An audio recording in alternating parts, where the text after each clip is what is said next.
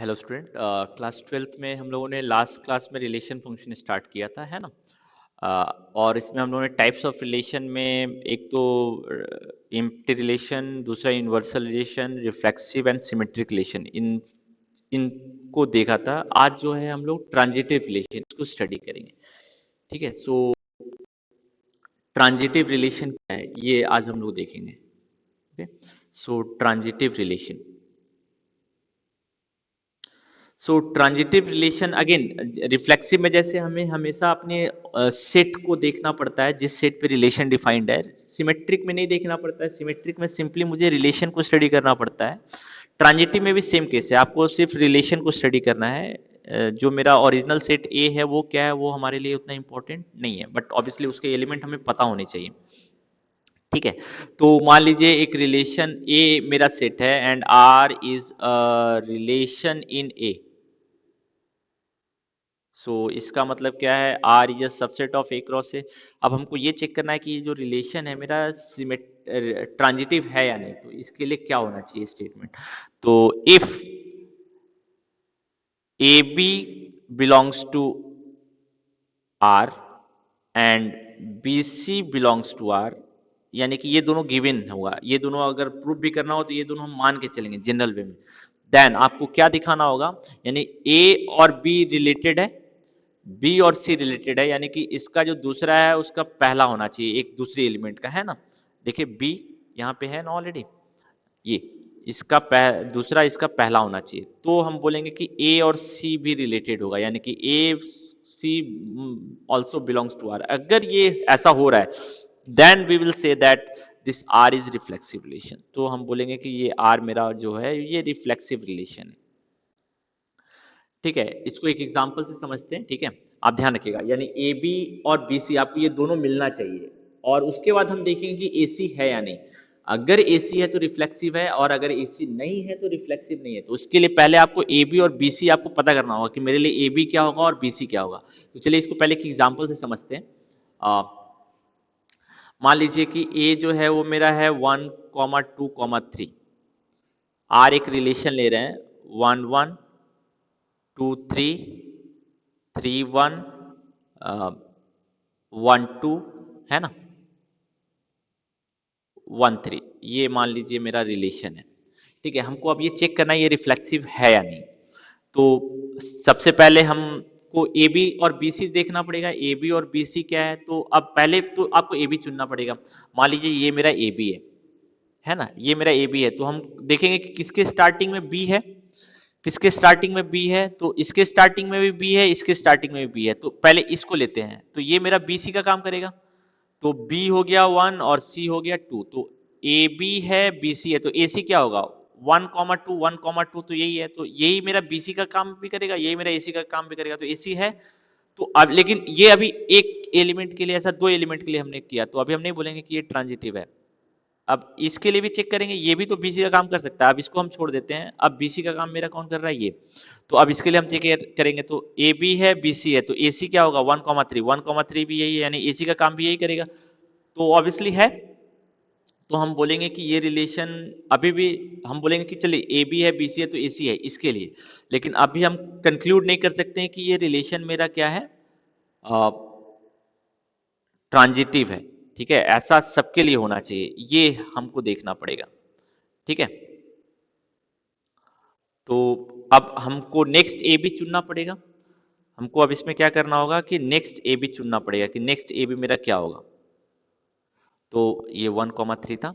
अब A B हम इसको लेते हैं ना, इसको हम ए बी लेते हैं, ये मेरा ए बी है। तो ये मेरा अगर ए बी है तो बी सी क्या होगा वो हमको देखना है। तो बी सी क्या होगा, किसके स्टार्टिंग में बी है, यानी 3 किसके स्टार्टिंग में, इसके स्टार्टिंग में और किसके स्टार्टिंग में, यानी कि बी सी का काम सिर्फ यही कर सकता है और कोई नहीं कर सकता है। अब ए बी है बी सी है, तो ए सी क्या होगा 2, 1 होगा। अब 2, 1 देखना है आपको आर के अंदर है या नहीं, नहीं है। 2, 1 does not belongs to R, है ना। तो हमको एक एग्जाम्पल मिल गया जिससे ये पता चल रहा है कि ये ट्रांजिटिव नहीं हो सकता है। तो हम क्या एग्जाम्पल देंगे, 2, 3 belongs to R and 3, 1 belongs to R, यानी A B and B C belongs to R, but A, C यानी 2, 1 does not belongs to R. So this relation R is not transitive, ये अब हम directly बोल सकते हैं। ठीक है, अगर यहाँ पे मान लीजिए टू वन होता, मान लीजिए यहाँ पे टू वन होता इसके अंदर, ठीक है, तो हम तब ए बी बी सी तय ऐसी है, तो अब हम नेक्स्ट इसको ए बी मान के चलते थ्री वन को, और फिर देखते कि किसके स्टार्टिंग में जो है वो वन कॉमा टू है। तो ये चीज आप थोड़ा ध्यान रखिए। चलिए मैं इसको ये तो यहाँ पे टू वन तो नहीं था, यहाँ पे आपका जो था टू वन जो था वो नहीं था, ठीक है, यहाँ पे आपका टू वन नहीं है, ठीक है। तो अब टू वन नहीं है तो मान लीजिए कि मैं एक दूसरा रिलेशन ले ले रहा हूँ आर, है ना, एक दूसरा रिलेशन ले रहा हूँ, एक दूसरा रिलेशन ले रहा हूँ आर, इसमें मैं मान लीजिए one one, two comma three, three comma one, one comma two, one comma three और टू कॉमा वन, इसको रख ले रहा हूँ, ठीक है, इसको मैं रख ले रहा हूँ, ठीक है। तो अब हम लोग देखते हैं वन, इसके लिए तो हो गया, इसके लिए नहीं हो रहा था, टू कॉमा थ्री था, थ्री कॉमा वन था, तो वन कॉमा ए कॉमा सी, टू कॉमा वन होना चाहिए था, तो अब आ गया। तो अब लेकिन अभी हम नहीं बोलेंगे, ये तो इसके लिए वेरीफाई हुआ। अब ये ए बी और ये ए बी लेके चल लिया, अब इसको हम लेके चलते हैं, ये मेरा मान लीजिए ए बी है, तो बी सी क्या होगा, किसके स्टार्टिंग में वन है, इसके स्टार्टिंग में वन है, इसके स्टार्टिंग में भी वन है, इसके स्टार्टिंग में, तो पहले हम इसको लेके चलते हैं, ये मेरा मान लेते हैं बी सी है, तो ए बी है बी सी है, तो ए सी होना चाहिए। तो ए सी क्या होगा, three comma two, three comma two है क्या इसके अंदर, नहीं है, तो यहां से फिर से हम बोल सकते हैं कि ये मेरा ट्रांजिटिव नहीं है, ठीक है। अगर मान लीजिए थ्री कॉमा टू होता तो अब हम इसको और इसके लिए चेक करते, थ्री कॉमा वन है, वन कॉमा थ्री है, तो थ्री कॉमा थ्री होना चाहिए था, इससे भी पता चल रहा है कि ये ट्रांजिटिव नहीं है। तो आपको हमेशा ऐसा यहां तक करना है, इसको इसको एक बार ए बी मानेंगे, फिर बी सी चुनेंगे, फिर इसको ए बी मानेंगे, फिर बी सी चुनेंगे। अब हो सकता है बी सी का वैल्यू एक से अधिक हो, जैसे इस केस में मिला ना, आपको देखना है कि बी किसके स्टार्टिंग में है, जिसके स्टार्टिंग में बी होगा वो मेरा बी सी का काम करेगा। तो हर बार आपको चेक करना है कि अगर ये बी सी होगा तो ए सी है या नहीं, नेक्स्ट बी सी है तो ए सी है या नहीं। लेकिन ए बी आपको हर बार सबको बनाना पड़ेगा, A B A B A B, और हर बार आपको बी सी देखना होगा और उसके बाद चेक करना होगा कि ए सी है या नहीं। अगर हर एक के लिए ऐसा हो जा रहा है तो हम बोलेंगे कि ट्रांजिटिव है, और अगर एक भी ऐसा मिस हो गया तो हम बोलेंगे ट्रांजिटिव नहीं है। अब ट्रांजिटिव में कभी कभी कंफ्यूजन भी होता है, ठीक है। जनरली जैसे मैं एक एग्जांपल आपको दे दे रहा हूँ, ए मान लेते हैं one comma two comma three है, और अगर मैं आपको रिलेशन दे दे रहा हूँ वन कॉमा टू, तो अब देखिए ये रिफ्लेक्सिव नहीं है, सिमेट्रिक भी नहीं है, क्या ये ट्रांजिटिव है, तो हाँ ये ट्रांजिटिव है। क्यों ये ट्रांजिटिव है, क्योंकि ट्रांजिटिव का डेफिनेशन बोलता है ए बी और बी सी होगा तो हम ए सी की बात करेंगे। यहाँ पे ए बी और बी सी, ए बी तो है, बी सी हम बी सी नहीं है, तो ये ट्रिपली ट्रू है, यानी कि हम नहीं एसी की बात करेंगे। तो ये जो रिलेशन है ना, ये रिलेशन मेरा ट्रांजिटिव होगा। इस तरह के जितने भी रिलेशन होंगे, अब जैसे एक और एग्जांपल मैं दे रहा हूँ, मान लीजिए वन कॉमा टू है, थ्री कॉमा मान लेते हैं वन कॉमा टू है, और मान लेते हैं वन कॉमा थ्री है, तो हमको इसको चेक करना है कि ये जो है ट्रांजिटिव है या नहीं। तो ये मेरा अगर ए बी है तो बी टू किसके स्टार्टिंग में नहीं है ना, तो ये ए बी है, तो बी सी की तो बात ही नहीं है यहाँ पे। अब मान लीजिए ये अगर ए बी है तो किसके स्टार्टिंग में थ्री है, वो हमको चेक करना है, तो वो भी नहीं है, तो ये रिलेशन भी मेरा क्या है, ट्रांजिटिव है, ठीक है। ये थोड़ा सा ध्यान रखिएगा, ए बी और बी सी है तब हम ए सी की बात करेंगे, ए बी है बी सी है ही नहीं तो हम ए सी की बात नहीं करेंगे, तो उस केस में वो ट्रिवियली ट्रू होगा, वो ट्रांजिटिव रिलेशन होगा, ठीक है। ये आप ध्यान रखिएगा ट्रांजिटिव के केस में, क्योंकि इसी में जनरली गलती भी होती है, कभी कभी बच्चे इसको बोलते हैं ये ट्रांजिटिव नहीं है, ठीक है, बट ये ट्रांजिटिव होगा ये रिलेशन, ठीक है। तो इसमें थोड़ा सा आप क्या है ना कि कुछ कुछ क्वेश्चन जो है मैंने आपको आज असाइनमेंट भी भेजा है, उस असाइनमेंट को आप बनाइएगा, ठीक है, वो हमारे लिए इम्पोर्टेंट है, ठीक है। उसमें एक टॉपिक भी है इक्विवेलेंस क्लास, वो मैं आपको नेक्स्ट वीडियो में बता दूंगा। अब एक मेरा लास्ट रहा इक्विवेलेंस रिलेशन। सो इक्विवेलेंस रिलेशन क्या होता है, अगर रिलेशन मेरा रिफ्लेक्सिव भी है, सिमेट्रिक भी है और ट्रांजिटिव भी है, तो हम बोलेंगे कि जो मेरा रिलेशन आर है ये रिफ्लेक्सिव भी है, सिमेट्रिक भी है, ट्रांजिटिव भी है, तो ये एक इक्विवेलेंस रिलेशन है। यानी इक्विवेलेंस रिलेशन होने के लिए आपको रिफ्लेक्सिव भी दिखाना पड़ेगा, सिमेट्रिक भी, ट्रांजिटिव भी। अगर एक भी इसमें मिस कर गया तो वो इक्विवेलेंस रिलेशन नहीं हो सकता है। तो इक्विवेलेंस रिलेशन अगर आपको प्रूफ करने बोला, इसका मतलब आपको रिफ्लेक्सिव, सिमेट्रिक और ट्रांजिटिव ये तीनों दिखाने पड़ेंगे, ठीक है। मैं एक एग्जांपल जो है वो रिफ्लेक्सिव से रिलेटेड सॉल्व कर देता हूँ, ट्रांजिटिव से रिलेटेड, ठीक है। सपोज मैं क्वेश्चन नंबर 11 सॉल्व कर दे रहा हूं। क्या बोल रहा है, पहले तो आप सेट को आइडेंटिफाई कीजिए, किस सेट पे रिलेशन डिफाइंड है। So that the relation R on the set of all point in a plane given by R equal to P Q and distance of P from origin is same as distance of Q from origin, है ना। So that it is an equivalence relation, यानी कि reflexive, symmetric, transitive, तीनों आप लिख हैं। तो चलिए, इसका मतलब ए है set of all point in a plane, set of all points in a plane, है ना।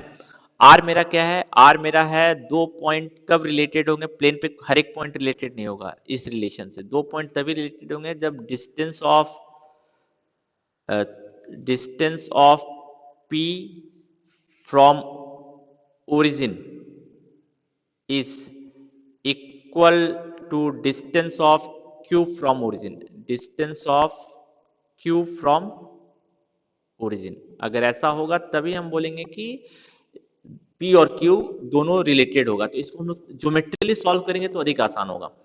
तो दो पॉइंट है P और Q, ये मेरा प्लेन हो गया, है ना। इस पे दो पॉइंट है, तो अगर OP और OQ बराबर होगा तो रिलेटेड होगा, अगर बराबर नहीं होगा तो ये दोनों पॉइंट रिलेटेड नहीं होगा। ठीक है। तो अब आप देखिए कि ये रिफ्लेक्सिव है या नहीं, ये हमको चेक करना है। तो रिफ्लेक्सिव का डेफिनेशन क्या था, यहां पे मेरा जो ए है वो पॉइंट का कलेक्शन है। So for every P belongs to A, P P must belongs to are.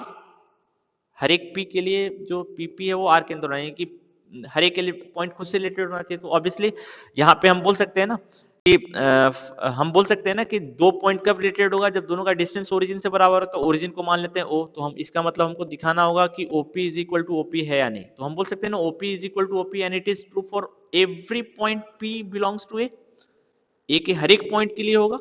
तो इसका मतलब क्या है, P is R related to P। इसका मतलब क्या है, P comma P belongs to R। So proof हो गया रिफ्लेक्सिव है। ये हमने डेफिनेशन लिखा था, ये जो था ये हमने डेफिनेशन लिखा था, है ना।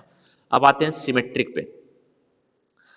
सिमेट्रिक के लिए क्या दिखाना पड़ेगा हमको, सिमेट्रिक के लिए दिखाना पड़ेगा कि अगर PQ R के अंदर है देन QP भी R के अंदर होगा, ये हमको दिखाना है। तो रफ वर्क तो ऐसा करते हैं, PQ R के अंदर है तो इसका मतलब क्या है, OP is equal to OQ, ये गिवन हो गया।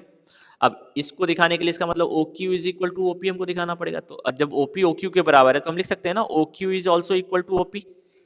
सो it imply what, QP also belongs to R। तो प्रूफ हो गया R इज सिमेट्रिक, है ना। अब ट्रांजिटिव पे आते हैं। ट्रांजिटिव वाला देख लीजिए केस, हम क्या लेके चलेंगे, PQ बिलोंग्स टू R, ये स्टार्ट करेंगे, और Q S मान लेते हैं, QS also belongs to R। तो हमको दिखाना होगा PS बिलोंग्स टू R। तो PQ R के अंदर है, इसका मतलब OP is equal to OQ है। QS R के अंदर है, इसका मतलब OQ is equal to OS है। तो अब इन दोनों से हम कंक्लूड कर सकते हैं कि OP also equal to OS। इसका मतलब क्या है, PS also belongs to R। So this imply what, R is transitive. So R मेरा जो है रिफ्लेक्सिव भी है, सिमेट्रिक भी है, ट्रांजिटिव भी है। तो हम कंक्लूड कर सकते हैं R is equivalence relation. So I hope you understood the concept of equivalence relation, और ट्रांजिटिव रिलेशन कैसे हमने यहाँ प्रूफ किया वो समझ में आया आपको। हमेशा अगर प्रूफ करना है तो दो ए बी और बी सी लेके चलना पड़ेगा, उसके बाद आपको दिखाना पड़ेगा ए सी होगा।